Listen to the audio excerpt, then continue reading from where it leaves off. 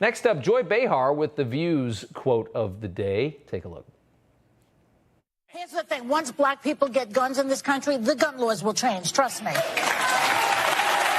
people have been buying guns. The numbers went up in 2020. The numbers went up during the pandemic. Look it up. Yes.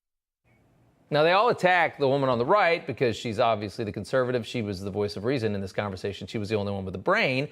And what she said was exactly true. According to a 2021 National Firearms Survey, approximately 25% of African Americans own a gun. So, Joy, no, it has nothing to do with race, even though you really wish it did. 1 in 4 black people have a legally registered gun. And then there are all the illegal guns that are a plague of our inner city that cause all the violence and all the death, which Democrats just completely ignore with all their policies.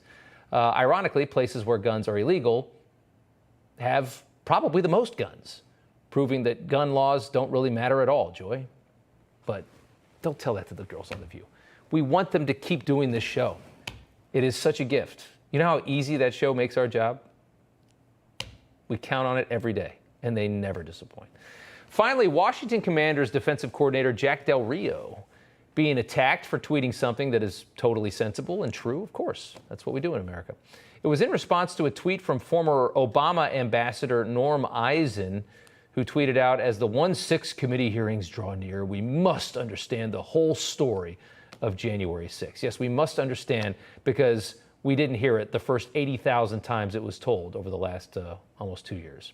Del Rio responding, "Would love to understand the whole story about why the summer of riots, looting, burning, and the destruction of personal property is never discussed, but this is. Hashtag common sense." Well, of course, the left got enraged by this because they're still trying to convince Americans that January 6th was worse than 9/11, which, yeah, they said. Even though the Capitol was fully functional, a couple hours after it happened?